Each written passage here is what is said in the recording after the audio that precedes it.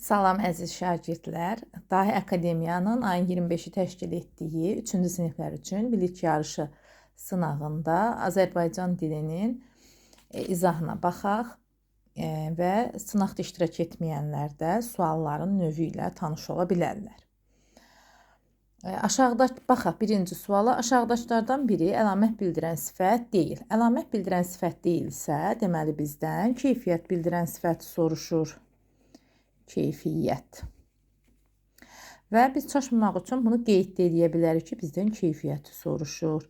Sualı 2-3 dəfə də oxuya bilərik anlamaq üçün. Çünki imtahan həyəcanı ilə sualı anlamaya bilərik. Elə bilərik bizdən əlamət bildirən sualı soruşur. Ona görə diqqətli olmalıyıq. Əlamət bildirən sifət deyilsə keyfiyyəti soruşur. Burada da keyfiyyət bildirən sifət tuş olacaq. C bəndi. Tuş daxili əlamət bildirir. İkinci suala baxırıq. Verilmiş sözlər üçün ortaq cəhət sayıla bilər. Meyvə, dəmir, dümür.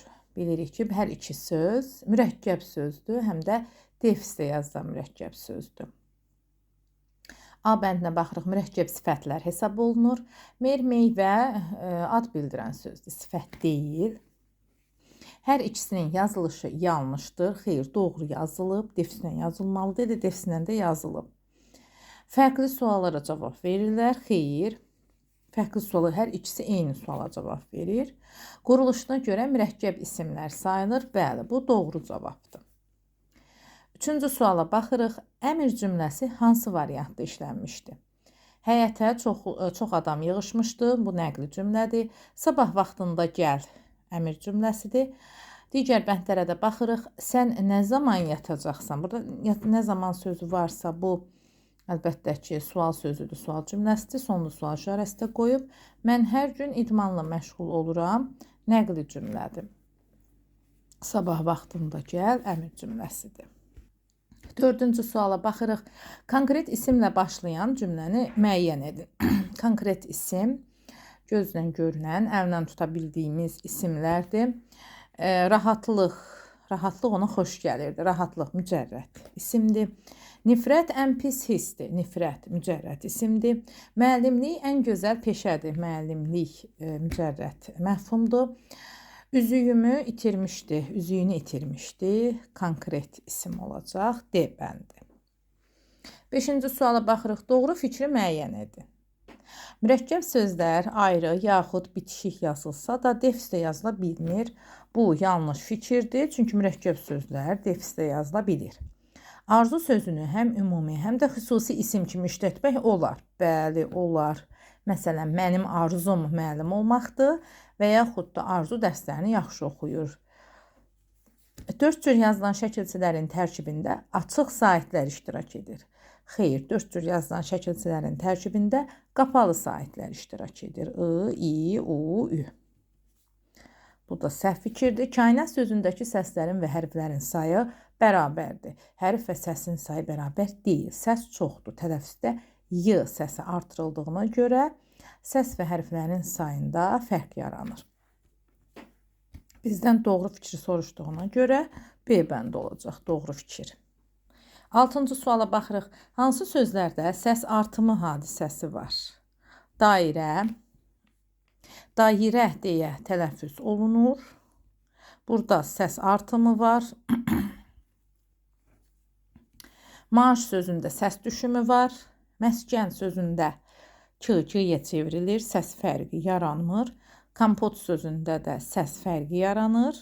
Amma sayda fərq olmur. O aya çevrilir. Müdafiə sözü isə müdafiə deyə tələffüz olunur. Y səsi artırılır. Səs artımı baş verir. Ona görə də biz 1 və 5-i götürməliyik. 7-ci suala baxırıq. Məktub sözündən sonra hansı söz işlənsə tələffüz zamanı sondakı samit qarşılığına keçməz. Sondakı samit B samitidir. B samitinin qarşılığı P samit olacaq. Burada qarşılığı deyərkən kar qarşılıq və yaxud cingiltili qarşılıq nəzərdə tutulur. B samiti cingiltili olduğuna görə kar qarşılığına keçməsini nəzərdə tutur. B samitinin kar qarşılığı P samitidir. Keçməz, yəni B P-ya keçməz. Baxırıq ki, məktub göndərmək. Burada G samitdə başlayır. Burada keçəcək məktub P olacaq. Çünki məktub sözündən sonra gələn birləşmədəki söz samitlə başlayır. B bəndində də yazmaq samitlə başlayır. D bəndində də F samitlə başlayır. Ancaq C bəndindəki almaq A saitlə başlayır. Ona görə də biz bunu tələffüzdə məktub almaq yox, məktub almaq kimi tələffüz edirik, qarşılığına keçmir. 8-ci suala baxırıq. Hansı variantdakı şəkilçi 4 cür yazılır? 4 cür yazılan şəkilçi tərkibində I, U, Ü olan saitlər olan şəkilçilərdir. Əlbəttə ki, A bəndi olacaq. 9-cu suala baxırıq. Tələffüzü doğru göstərilən sözü seçin. Kobud T ilə tələffüz olunmalı. Səhv göstərilib. Zəng K kimi tələffüz olunmalıdır. Palıd palıt kimi tələffüz olunmalıdır. Sevinç kimi doğru tələffüz olunub. Bizdən də doğrunu soruşur deyə D bəndini götürürük. 10-cu sualda variantlardan birində xüsusi isim işlənmişdir. Mehriban insanları sevirəm. Burada sifətdir, mehriban insanlar. Nərgiz mənim ən yaxın rəfiqəmdir. Əlbəttə ki, B bəndi olacaq. Xüsusi isim, yəni insan, şəxs adı bildirir. 11-ci suala baxırıq. Kök və şəkilçiyə düzgün ayrılan sözü seçin. Barış sözündə bar deyə bir söz yoxdur. Sözün kökü ola bilməz. Barış sözünün kökü. Dülgər sözündə sözün kökü dül ola bilməz. Satıcı sözündə sözün kökü sat ola bilər. Qardaş sözündə isə sözün kökü qar ola bilməz. Ona görə də C bənd olacaq. 12-ci sualda hansı şəkli ifadə edən söz quruluşda düzəltmədir? A bəndinə baxırıq. Ayaqqabı, quruluşsa mürəkkəbdir. B bəndi meyvələr, quruluşda sadədir. C bəndi kitabxana, xana şəkilçisi ilə düzəldiyinə düzəltmə olacaq. D bəndində isə ağac, sadə sözdür. 13-cü sual. Hansı simvolun yerinə qalın dodaqlanan sait hərf yazılmalıdır? Qalın dodaqlanan sait hərf O, U. Baxırıq hansına yazmaq olar. Təəccübdə yazılacaq, zürafədə Ü, Masirdə Ü. Burada isə Moskva hərf olaraq O yazılacaq. Amma səs olaraq Moskva sözündə O səsi yoxdur. Tələffüzdə çünki O A-ya çevrilir. Moskva deyə tələffüz edirik. Amma hərf soruşduğuna görə C bəndini götürürük. 14-cü suala baxırıq. Hansı cümlənin sonuna sual işarəsi qoymaq olmaz? Zəhmət olmasa qapını aç əmr cümləsidir. Tapşırıq verir. Əmr cümləsinin sonuna sual işarəsi qoymaq olmaz. B bəndinə baxsaq, o hər gün oxuyur. Sual qoya bilərik. Həmən cümlənin sonuna nöqtə qoysaq nəqli cümlə olacaq. Sual işarəsi qoyulsa sual cümləsi olacaq. Biz bunu tələffüzdə intonasiya ilə fərqləndiririk. O hər gün dərs oxuyur. Sual cümləsi olacaq. O hər gün dərs oxuyur desək, nəqli cümlə olacaq. Kim kömək edəcək? Əlbəttə ki, mütləq sual sözünə görə bu cümlənin sonuna sual işarəsi qoyulmalıdır. Neçənci otaqda olacaqsan, neçənci sual sözünə görə mütləq bu cümlənin də sonuna sual işarəsi qoyulacaq. Ona görə də A bəndini götürürük. 15-ci sual. Sözlərdən birinin yazılışı yanlışdır. Seçki K ilə yazılır, düzdür. Dəftər düzdür. Tappıltı düzdür. Əlbəttə ki, saqqız səhv yazılıb. 2 Q hərfi ilə yazılır. Növbəti sual mətndir. Əvvəlcə mətni oxumaq lazımdır. Yaxşı olar ki, mətni oxumazdan əvvəl suallara bir nəzər yetirəsiniz. Sualları oxuyasınız bəhdləri ilə ki, sizin üçün suallar aydın olsun. Sonra mətni oxuyanda və oxuduğunuz suallara uyğun məlumatlara diqqət edəsiniz. Gəlin mətni oxuyaq. Hər çiçəyin öz rəngi, ətri və gözəlliyi var. Çiçəklər eyni vaxtda açmır. Bəziləri tez, bəziləri isə gec açır. Çiçəklər təbiət üçün çox vacib rol oynayır. Arılar və kəpənəklər çiçəklərə tozlanma üçün gəlir. Çiçəklər tozlandığı üçün bitkilər çoxalır.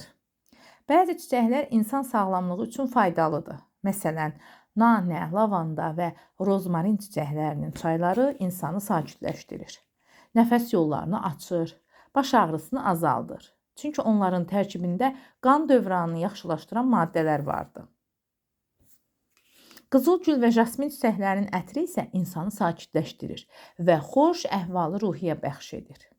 Ona görə ki, onların qoxusu beyində xoşbəxtlik və sakitlik hissi yaradır. Amma bəzi çiçəklər zərərlidir. Məsələn, bəzi qırmızı və sarı çiçəklərə toxunduqda dəriyə allergiya verə bilər. Həmçinin bəzi çiçəklərin tumları və yarpaqları uşaqlar üçün zəhərlidir. Ona görə də hər çiçəyə ehtiyatla yanaşmaq lazımdır. 16-cı suala baxırıq. Mətn haqqında doğru olan fikri seçin. Bütün çiçəklərin açılma zamanı eynidir. Xeyr, mətndə də var ki, eyni vaxtda açmır, bəziləri tez, bəziləri isə gec açır. O məlumatı mətndən tapdıqdan sonra, əmin olduqdan sonra biz bura çıx işarəsi qoymalıyıq. B bəndinə baxırıq. Təbiətdə zərərsiz çiçəklər yoxdur. Xeyr, burada yazır ki, uşaqlar üçün zəhərlidir bəziləri. Mavi və sarı çiçəklər allergiya yaradır. Yox, qırmızı və sarı çiçəklərə toxunduqda allergiya yaradır. Bitkilərin çoxalma səbəbi çiçəklərin tozlanmasıdır. Bəli, çiçəklər tozlandığı üçün bitkilər çoxalır. 17-ci sual. Tünd rəngdə verilən sözü hansı ifadə ilə əvəz etmək olar? Tünd rənglə verilmiş vacib. Vacib əhəmiyyətli olar. Qayğısız olmaz, dəyərsiz olmaz, önəmsiz olmaz. Mətndə öz əksini tapmayan fikri müəyyənləşdirin. Çiçəklərin təbiət üçün vacibliyi. Bəli, çiçəklərin təbiət üçün vacibliyi var. Burada qeyd edib özdə çiçəklər təbiət üçün çox vacib rol oynayır. Bu var. Bəzi çiçəklərin sağlamlıq üçün faydaları var.